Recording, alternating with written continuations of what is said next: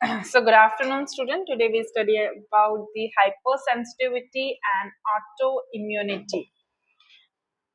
तो इन दोनों के बारे में पढ़ेंगे. कल हमने पढ़ लिया था इम्यूनोप्रोफाइलेक्सिस और जिसमें हमने एक्टिव और पैसिव देखा था.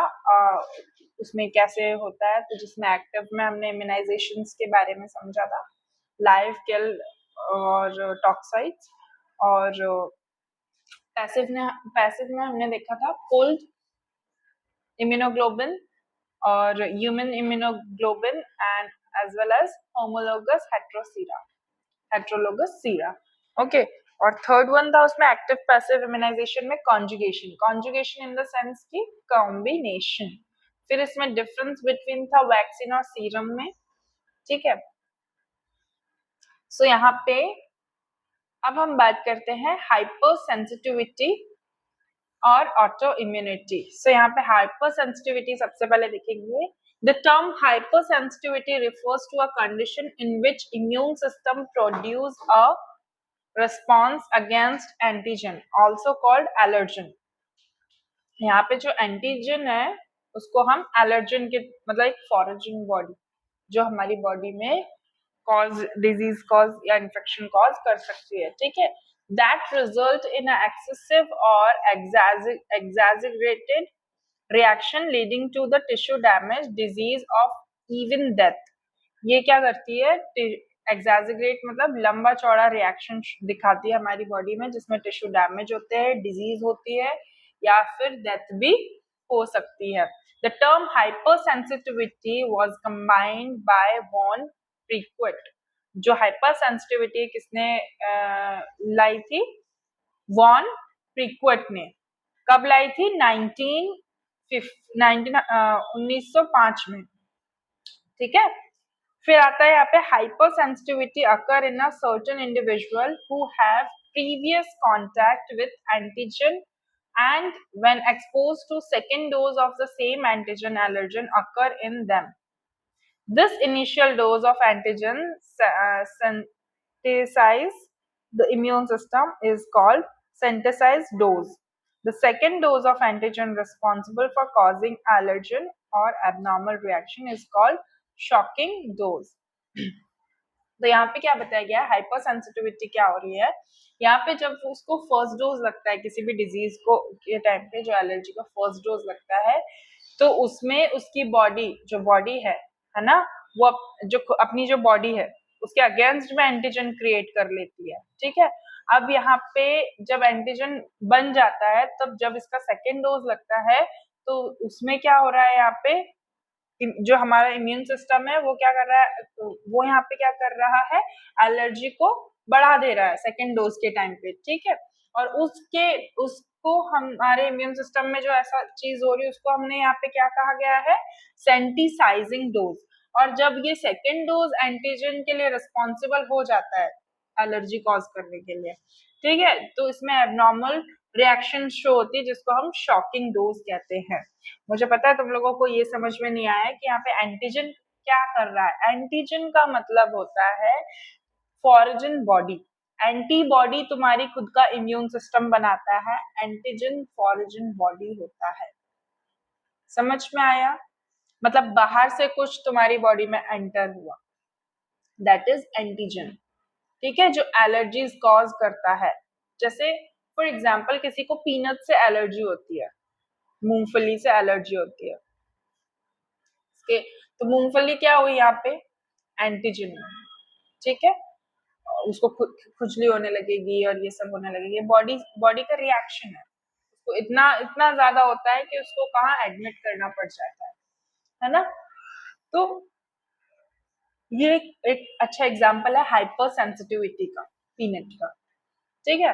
तो इसमें जो एंटीजन है जब वो सेकेंड डोज के लगने के बाद भी जो एलर्जी कॉज कर रहा है, that is called shocking dose. ठीक है. तो यहाँ पे हाइपर सेंसिटिविटी का सिर्फ मतलब ये है कि ऐसा रिएक्शन जो कि लीड कर रहा है टिश्यू डैमेज को, डिजीज को और डेथ को. ठीक है. उसको हम हाइपर सेंसिटिविटी कहते हैं. Okay. Now it's classification. Classification based on the time required by synthesized to respond a shocking dose of antigen HS reaction, hypersensitivity reaction लिखा है ये। HS का मतलब है यहाँ पे hypersensitivity reaction are of two type। देखो यहाँ पे जो ये देखो ये जो टर्मिनोलॉजी है ना, सेंटिसाइज्ड का मतलब लिखा है यहाँ पे सेकेंड डोज के बारे में बात चल रही है, शॉकिंग डोज मतलब थर्ड। ठीक है, तो यहाँ पे जो सेंटिसाइज की रिक्वायरमेंट हुई, ठीक है, यहाँ पे सेंटिसाइज ने रिस्पॉन्ड किया शॉकिंग डोज को, मतलब सेकेंड डोज के बाद बॉडी ने रिएक्ट किया, तो उस रिएक्शन को क्या बोला गया, सेंटिसाइज। फिर बॉडी को सेकेंड डोज के बाद भी वो एलर्जी रही, तो वहां पे जो बॉडी ने रिएक्ट किया, एबनॉर्मल रिएक्शन शो किए, उसको क्या कहा गया है यहाँ पे, शॉकिंग डोज। ठीक है, तो ये कौन से दो टाइप के होते हैं, immediate hypersensitivity occur in few minute और फ्यू आवर्स। जो इमीडिएट हाइपरसेंसिटिविटी है वो फ्यू आवर्स या फिर कुछ मिनट में दिखने को मिलती है। फिर डिलेड हाइपरसेंसिटिविटी में occur slowly, usually after 24 hours, reaches peak. जो डिलेड हाइपरसेंसिटिविटी है ये क्या होती है, थोड़ी धीरे धीरे बढ़ती है, फिर क्या करती है 24 आवर्स में पीक पे पहुंच जाती है, मतलब एकदम हाइपर हो जाती है। ठीक है, और कभी कभी ज्यादा देखने को कब मिलती है, 40 to 72 आवर्स, मतलब 3 दिन तक बॉडी में चेंजेस दिखने को मिलते हैं। ठीक है, सो यहाँ पे इमीडिएट और डिलेड का डिफरेंस बिटवीन है। तो यहाँ पे इमीडिएट हाइपरसेंसिटिविटी क्या है, reaction appear immediately within minute and recedes rapidly usually in 1 hour. Antibody यहाँ पे फिर appear slowly within 24 to 72 hour and last longer for days. यहाँ पे क्या हो रहा है, इमीडिएटली शो हो रहा है, ठीक है, रैपिडली शो हो रहा है 1 आवर के अंदर।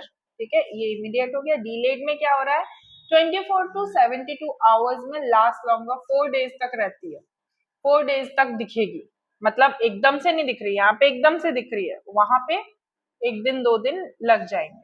ठीक है, फिर आता है एंटीबॉडी मेडिटेट रिएक्शन।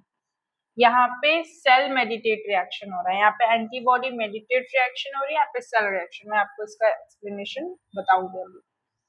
फिर passive transfer possible by serum और देयर एक्सट्रैक्ट, ये इमीडिएट रिएक्शन। अब देखो, अब यहाँ पे ये एक बात समझो, हम पैसिव में क्या कर रहे थे, हम एनिमल और ह्यूमन का सीरा ले रहे थे। अब जरूरी नहीं है कि हमारी जो बॉडी है, हमारी जो बॉडी है, हमारी बॉडी उसको एक्सेप्ट कर पाए, क्योंकि वो किसी और की बॉडी का है। हमारी बॉडी का सिस्टम अलग है ना, हमारी बॉडी अलग तरीके से काम करती है। तो यहाँ पे क्या होता है, पैसिवली ट्रांसफर, ये जो लाइन लिखी गई है ना, पैसिवली ट्रांसफर हुआ कोई सीरम, उसकी वजह से भी इमीडिएट रिएक्शन शो करने पड़ते हैं। अब इसका अच्छा एग्जांपल दूं तुमको, ब्लड ट्रांसफ्यूजन। ब्लड ट्रांसफ्यूजन में जब हम किसी को ब्लड चढ़ाते हैं, है ना, किसी और का ब्लड ही रहता है वो, तो जब तुमको ब्लड चढ़ता है तो तुम्हारी बॉडी में रिएक्शन दिखने को लगेगी, या तो बहुत जोर से तुमको ठंडी लगेगी, खुजली चलने लगेगी, और तुमको दाने आने लगेंगे, है ना, ये सब होने लगता है। ये ब्लड ट्रांसफ्यूजन के कंडीशन में दिखता है, एकदम शिवरिंग होगी बहुत ज्यादा, है ना, क्योंकि उसका ब्लड तुम्हारी बॉडी में एज एन एंटीजन का काम कर रहा है, और तुम्हारी बॉडी की इम्यून सिस्टम ने उसको एक्सेप्ट नहीं किया, तो दिक्कत तुमको आएगी ना। समझ में आया, आया समझ में इसका मतलब। फिर यहाँ पे आया है ट्रांसफर, डिलेड में transfer possible only lymphocyte cell. अब सिर्फ लिम्फोसाइट सेल की वजह से ट्रांसफर हुआ तो ही ये इसमें हाइपरसेंसिटिविटी रिएक्शन देखने को मिलेगी। फिर आता है desensitisation in easy but short life. ये जो है डीसिंथेसाइजेशन जो है वो इजी होता है पर कम समय के लिए होता है, कुछ ही टाइम तक, पर इसमें डिफिकल्ट होता है और लास्ट लॉन्ग होता है। ठीक है, मतलब इसका कि जो अभी हमने टर्म पढ़ा सेकेंड डोज के बारे में, इसीलिए मैंने तुम लोगों को टर्मिनोलॉजी पे जोर दिलवाया। जो हमने टर्म पढ़ा उसका मतलब ये है कि वहां पे क्या हो रहा था, सेंटिसाइजेशन हो रहा था, यहाँ पे डिसिंथेसाइज मतलब वो ऐसा ना हो, ये करना आसान होता है और ये कुछ ही समय तक के लिए जिंदा रहता है तो मर जाते हैं, लेकिन इसमें डिफिकल्ट होता है, डिलेड में डिफिकल्ट होता है उसको डिसिंथेसाइजेशन करना, वो स्टेप को रोकना डिफिकल्ट होता है और वो लंबे समय तक के लिए होता है। समझ में? Wheal and flare with maximum diameter in 6 hour. यहाँ पे व्हील एंड फ्लेयर का मतलब है, व्हील एंड फ्लेयर का मतलब भी मैं बताती हूँ, मुझे भी यहाँ पे समझ में नहीं आया। व्हील एंड फ्लेयर उधर ना मैक्सिमम डायमीटर, अच्छा व्हील एंड फ्लेयर का मतलब है कि कितना जगह पे फैलेगी। जैसे रिएक्शन, तुमको कुछ एलर्जिक रिएक्शन यहाँ देखने को मिले, अब कहाँ कहाँ फैल रही है, तो कम से कम ये 6 आवर में एक डायमीटर कवर करती है। फॉर एग्जाम्पल यहाँ हुआ तो 6 घंटे तक यहाँ, पर ये तो ठीक हो जाएगा, कुछ ही घंटे का रहता है, 1 घंटे में दिखता है ना, तो यहाँ कुछ दाने दिखेंगे, दाने इधर दिखेंगे, ऐसे दिखते हैं ना एलर्जी में, समझ में आया है ना, 6 आवर तक। पर ये 1 घंटे में चलती है तो इतना ज्यादा फैलेगी भी नहीं, लेकिन ये इसमें एर्थीमा इंड्यूरेशन विथ मैक्सिमम डायमीटर, ये 24 से 48 घंटों में सभी जगह फैल जाएगी। जैसे जहर पहले थोड़ी जगह फैलता है, फिर धीरे धीरे करके कैसे फैलता है पूरी बॉडी में, जहर फैलता है ना, पहले एक जगह फैलता है तो उसको ट्रीट करना इजी होता है। इसीलिए डिलेड और हाइपर डिलेड और इमीडिएट में दोनों में डिफरेंस यही बताया गया है। पहले वो धीरे धीरे फैल रही है एक में, डिलेड में, और एक में तो बहुत जल्दी फैल रही है, पर उसी तेजी से उसको रोक भी सकते हैं, लेकिन इसमें धीरे धीरे फैल ही रही है और फिर एकदम से रुकेगी भी नहीं वो, ऐसा है। समझ में आया? अब समझ में आया? किसी को कोई डाउट है? हाँ, कुछ समझ में नहीं आया अदिति? महक, तुमको पक्का? क्या पूछना है बताओ। बेटा वॉल एंड फ्लेयर मतलब जैसे कि फॉर एग्जांपल तुमको पिंपल हुआ, ठीक है, तुमको पिंपल पहले इस जगह पे हुआ, तो तुम ये समझ लो किसमें हुआ, इमीडिएट, तुमने कुछ खाया तुमको पिंपल आया आपको फॉरहेड पे, ठीक है, तो वो इमीडिएट का तुम्हारी बॉडी में उसने असर दिखाया, ठीक है, तो ये जो पिंपल आया इमीडिएट वाला हो गया, लेकिन डिलेड में क्या हो रहा है, ये 1 घंटे में दिख गया, तो इसको ट्रीट करा जा सकता है कि नहीं, और 6 घंटे तक तो तुम रुकोगी नहीं, तुम इमीडिएट इसका लोगी ना डोज ठीक करने के लिए, लेकिन ये जो है डिलेड में तो 48 आवर्स मतलब 3 दिन, 48 to 72 आवर्स, 3 से 2 दिन ले रहा है फैलने के लिए। तो तुमने सोचा यहाँ पे पिंपल आया, धीरे धीरे हुआ, पहले एक पिंपल हुआ, फिर 2, फिर 3, फिर 4, फिर ऐसे करके हुआ, तुमने सोचा यार इसका तो तुम इस जगह का ट्रीटमेंट ले रही हो ना, जब तक वो यहाँ फैल जाएगा, फिर यहाँ फैल जाएगा, फिर यहाँ, क्योंकि वो बढ़ रहा है। समझ में आया? तो ये डिलेड में ऐसा होता है। अब क्लियर हुआ बेटा? बट अब किसी को कोई डाउट है क्या? Next is combs and gel classification. It is widely accepted and classification which include following types of hypersensitivity reaction. सबसे पहला है इसमें type 1 hypersensitivity reaction is anaphylactic reaction और anaphylaxis.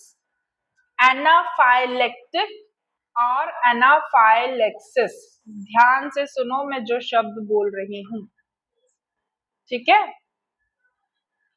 क्या?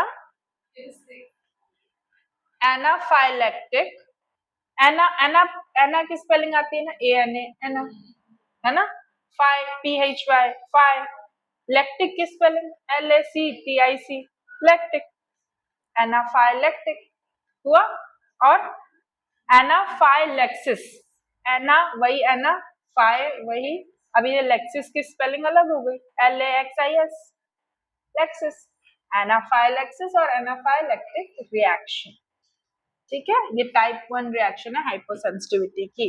इसमें क्या होता है, the term anaphylaxis is used when the manifestation of allergic reaction are severe, it is IgE mediate hypersensitivity reaction that occur quickly when large shocking dose of antigen is introduced after one or more small sensitizing dose.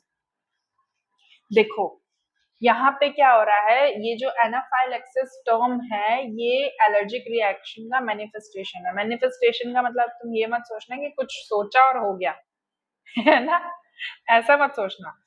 ये ऐसा सोच सकते हो कि इससे तुमको allergy हुई है, ठीक है, जैसे तुमने कुछ खाया तो अभी इसको खाने से मुझे एलर्जी हुई है। तो यहाँ पे क्या होता है, ये एलर्जी कब शो होती है, जब ये चीजें सीवियर तौर पे, सीवियर मतलब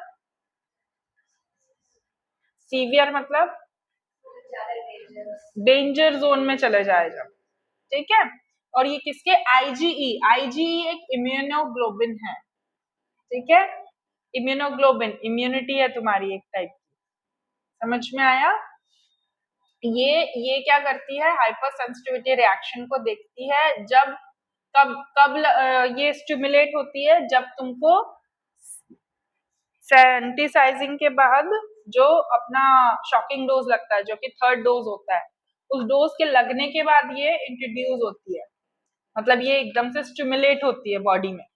समझ में आया, नहीं आया, सुनो। एनाफाइलैक्सिस का मतलब यहाँ पे बताया गया है, ये एक मैनिफेस्टेशन रिएक्शन है। फॉर एग्जाम्पल तुमने भटा खाया, ठीक है, बैगन जिसको बोलते हैं, तुमने बैगन खाया, बैगन खाने के बाद तुमको पता है कि मेरे को बैगन से, तुमको पता ही नहीं था अभी तक तो कि बैगन से एलर्जी है, पर तुम्हारी बॉडी ने रिएक्शन शो करना शुरू कर दिया, ठीक है। अब तुमने तुमने सोचा कि यार खाने पीने से तो मुझे कोई एलर्जी ही नहीं है, पर तुमने सोचा कि मैंने भटा खाया, शायद इससे मुझे एलर्जी हुई है। तो ये क्या कर, तुम्हारी बॉडी में क्या हो रहा है, वहां पे जो आईजीई है, अब तुम बॉडी ट्रीटमेंट लेने के लिए गए, तुमने एविल खा ली, जब तुमने फर्स्ट डोज का ट्रीटमेंट लिया तो वहां पे कुछ नहीं हुआ, लेकिन जब तुम सेकेंड डोज का ट्रीटमेंट लिया तब वहां पे स्टिमुलेट हुआ तुम्हारा आईजीई, वहां पे जो हाइपर सेंसिटिविटी रिएक्शन शो की, उसमें पता चला कि बैगन से तुमको एलर्जी है। और जब तक वो चीजें समझ पाते तब तक थर्ड डोज पे पहुंच गया, शॉकिंग डोज, ठीक है। तो या तो ये सेकेंड डोज में दिख जाएगा या तो ये थर्ड डोज में दिख जाएगा, ठीक है।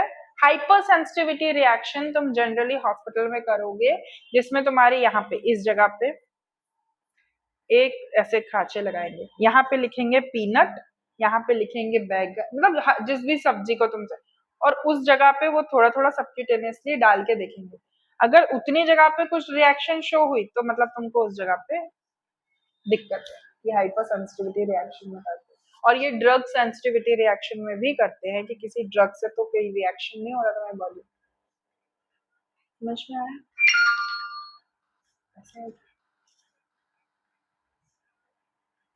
ठीक है। सो यहाँ पे फीचर्स क्या है एनाफाइलैक्सिस के, reaction occurs meditatively in few seconds and few minutes after administration of shocking dose। यहाँ पे रिएक्शन क्या हो रही है, इमीडिएटली कुछ सेकंड में या कुछ मिनट में, एडमिनिस्टर किसके, शॉकिंग डोज के एडमिनिस्टर के बाद, ठीक है। IgE produce has affinity for skin cell, probably synthesized it may be in man only। ये क्या हो रहा है, IgE कब कब प्रोड्यूस हो रही है, स्किन सेल में, जब ये एडमिनिस्टर कर दिया गया शॉकिंग डोज, ठीक है। यहाँ पे the manifestation occur due to the construction of smooth muscles, यहाँ पे कॉन्स्ट्रक्शन हुआ स्मूथ मसल का, कंस्ट्रक्शन मतलब सिकुड़ना, स्मूथ मसल्स का, ठीक है, उसका कंस्ट्रक्शन हुआ, फिर जिसमें कि वस्कुलर परमेबिलिटी बढ़ गई, वस्कुलर परमेबिलिटी मतलब वेसल्स की परमेबिलिटी बढ़ गई, उसके बढ़ने से फिर आता है ड्यूरेशन इज शॉर्ट, कुछ ही समय के लिए। अब फॉर एग्जांपल जिस किसी, तुमको पता है सितंग, सितंग पता है, सितंग पता है, ठंडी लगती है तो दाने कभी कभी रेड रेड बॉडी में आ जाते हैं, बहुत ज्यादा, यहाँ पे तो मैंने देखा भी नहीं किसी को, लेकिन हमारे वहां पे निकलते हैं, जब ज्यादा बॉडी को ठंडी लगती है ना तो ऐसे रेड दाने आ जाते हैं बॉडी में सभी जगह, उसको हम सितंग बोलते हैं। फिर हम एविल देते हैं, एविल खाते हैं, वो ठंड के या बॉडी के रिएक्शन से, मतलब वो भी एक एलर्जिक रिएक्शन होती है, बॉडी में रेड रेड स्पॉट उग जाते हैं कुछ भी ऐसे रिएक्शन होने की वजह से। तो वो पर वो एविल का इंजेक्शन या एविल खाने से ठीक भी हो जाते हैं तुरंत। तो वो अगर तुमको वो पता होता तो मैं तुमको इसमें वो बताती शॉर्ट ड्यूरेशन में। ठीक है, फिर आता है manifestation of anaphylaxis. Is manifestation of anaphylaxis depend on the species of animal, amount of shocking dose, site of injection, portal of entry of antigen, or manifestation may be local or systemic। यहाँ पे manifestation मतलब कि जिस चीज से तुमको हुआ है वो या तो कोई स्पीशीज, कोई भी एनिमल हो उसका स्पीशीज पे डिपेंड है, जैसे तुमने घर में पेट्स पाले हुए हैं, है ना, तो उनकी वजह से हो सकता है। ठीक है, बिल्ली कुत्ता जो भी पाला है उसकी वजह से तुम्हारी बॉडी में है, या फिर किसी शॉकिंग डोज की वजह से तुम्हारी बॉडी में एंटीजन रिएक्शन हो गई। ठीक है, शॉकिंग डोज मतलब तुमको इंजेक्शन लगा है उसकी वजह से। ठीक है, या फिर साइट ऑफ इंजेक्शन ही पोर्टल रूट ऑफ एंट्री बन गया, जहां पे इंजेक्शन लगा है, फॉर एग्जांपल आईएम लगा है तुम्हारे बटक्स में, तो जब तुमको वो इंजेक्शन लगा तो शायद उन लोगों ने वो क्लीन नहीं किया हो, वहां से एंट्री हो गई। ठीक है, या फिर लोकली कुछ भी खाने पीने में एंट्री हो गई, ऐसी मतलब किसी भी फॉर्म में तुम्हारा जो एंटीजन है तुम्हारी बॉडी में एंटर कर गया। ठीक है, फिर आता है लोकलाइज्ड एनाफाइलेक्सिस में it includes cutaneous manifestation of wheal and flare reaction और यूरिकैरिन एंजियो न्यूरोटिक एडिमा, या फिर mucosal manifestation of rhinorrhea, conjunctivitis, bronchospasm और एनाफाइलेक्सिस। यहाँ पे क्या हो रहा है, लोकलाइज्ड एनाफाइलेक्सिस हो रहा है जो कि क्यूटेनियस में होता है। इसमें मैनिफेस्टेशन किसका, व्हील और फ्लेरा। व्हील और फ्लेरा मतलब डिपेंड करता है कि क्यूटेनियसली, क्यूटेनियस मतलब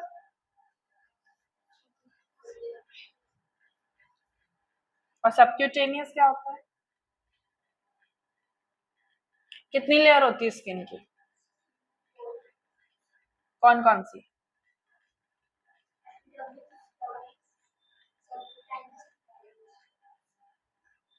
जब यहाँ पे जो इन्फेक्शन है वो क्यूटेनियस लेयर तक पहुंच जाता है, मतलब इतना डेप्थ हो जाता है। ठीक है, तब तब ये रिएक्शन शो करता है। व्हील और फ्लेरा मतलब यहाँ से फैल के इधर से इधर, तब वो ट्रैवलिंग करने लगता है इधर से इधर, इधर से इधर, इधर से इधर। ठीक है, और म्यूकोजल लेयर तक पहुंचता है जिसमें तुमको राइनोरिया हो सकता है, कंजक्टिवाइटिस हो सकता है, ब्रोंकोस्पाज्म हो सकता है। ठीक है, कंजक्टिवाइटिस मतलब तुमको यहाँ पे आंखों में वो आता रहता है ना, आंसू आते रहेंगे, आंख स्वेल्ड हो जाएगी। ठीक है, फिर आता है सिस्टमेटिक एनाफाइलेक्सिस। इसमें क्या हो रहा है, it is a rare and occasionally observed by hypersensitivity include by insect। ये इंसेक्ट की वजह से, कोई फॉरेजन सीरम की वजह से, है ना, ड्रग्स की वजह से या एंटीबायोटिक्स की वजह से हो सकता है। ठीक है, इसमें एलर्जिक रिएक्शन शो कर रही है। समझ में आया? अगर क्यूटेनियस लेयर तक तुम्हारी एलर्जी पहुंच गई तो वो व्हीलर फ्लेयर जो यहाँ पे बोला गया मतलब फैलना, उसका डायमीटर कितना कितना वो फैल सकती है वो उस पर डिपेंड करता है। ठीक है, कितने आवरली कितना फैल सकती है। आया समझ में? मुझे तो लग नहीं रहा आया, मैं पूछूंगी तो मुझे पता होना, बताना आना चाहिए। आया समझ में किस चीज की बात हो रही है? आया है कि नहीं आया है? यस और नो? आवाज नहीं निकल रही, मैं अभी पूछ लूंगी उठा के। आया कि नहीं आया? आया है कि नहीं आया, मुंह से बोलो, मुंह से आवाज आवाज निकाल के।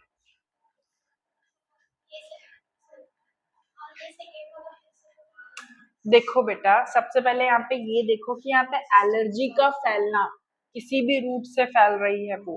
पहले तो मैनिफेस्टेशन हुआ, मैनिफेस्टेशन में क्या आया, या तो किसी हमने हमने यहाँ पे मैनिफेस्ट किया, या तो वो अपने घर के जानवरों से हो सकता है, या तो किसी शॉकिंग डोज लगने के बाद ये एंटीजन आया है, या तो जिस जगह पे इंजेक्शन लगा, अब ये तो अपन ये सोच रहे हैं ना कि या तो ऐसा हो सकता है या तो वैसा हो सकता है, ये मैनिफेस्ट कर रही हुआ।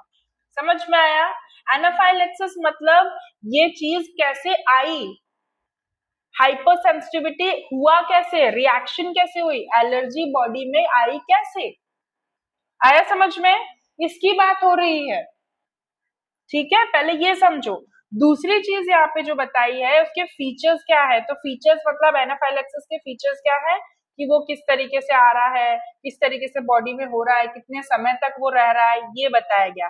दूसरी बात यहाँ पे जो मैनिफेस्टेशन जो वर्ड गया है यहाँ पे अलग अलग चीजें बताई गई है कि कोई पोर्टल रूट ऑफ एंट्रीज की जिस जगह पे इंजेक्शन लगाया गया उसकी वजह से हुई है, या कोई यहाँ पे एनिमल स्पीशीज की वजह से, या फिर शॉकिंग डोज सिंड्रोम की, शॉकिंग डोज जो लगा है उसकी वजह से हुई है। ठीक है, फिर लोकलाइज में लोकल लोकल चीजों से हो रही है उसको एलर्जी। ठीक है, जिसमें क्यूटेनियस में अगर उसको इन्फेक्शन हुआ मतलब एलर्जी हुई तो वो फैल के, ठीक है, फैल के फैल के और भी जगह को रिएक्ट कर गई। समझ में आया? यहाँ पे म्यूकोजल लेयर तक भी पहुंच गई, जिसमें कंजक्टिवाइटिस हो सकता है, राइनोरिया हो सकता है, ब्रोंकोस्पाज्म हो सकता है, ये सारी चीजें। थर्ड उसमें ये बताया गया सिस्टमेटिक एनाफाइलेक्सिस में ये बताया गया है, सॉरी सिस्टमिक एनाफाइलेक्सिस में ये बताया गया है कि ये या तो किसी ड्रग की वजह से हो सकती है, किसी एंटीबायोटिक्स की वजह से हो सकती है, किसी इंसेक्ट के स्टिंग से हो सकती है, या इंजेक्शन ऑफ फॉरेजन सीरम, किसी फॉरेजन सीरम को इंजेक्ट कर दिया तुम्हारी बॉडी में, तुम्हारी बॉडी ने उसके खिलाफ, क्योंकि देखो हमारी बॉडी जो है कोई भी उसके फेवर में नहीं हुआ ना तो उसके इसके खिलाफ में एंटीबॉडीज बनाना शुरू कर देती है। समझ में आया? और वो जो एंटीजन एंटीबॉडी रिएक्शन हो रही है, समझ में आया? जो एंटीजन है, एंटीजन तुम्हारा फॉरिजन मटेरियल है, फॉरिजन बाहर का आदमी है जो कि तुम्हारी बॉडी जानती नहीं है, उसका परिचित नहीं है। तो जब हम किसी स्ट्रेंजर को देखते हैं और वो हम पे अटैक करने की कोशिश करता है तो हमारा रिएक्शन कैसा होता है? मारने का ही रहता है ना। तो यही तुम्हारी बॉडी कर रही है। समझ में आया? जो उसके परिचित नहीं है वो उसका क्या है? एंटीजन है। समझ में आया? अब समझे तुम हम पढ़ क्या रहे हैं? हाँ,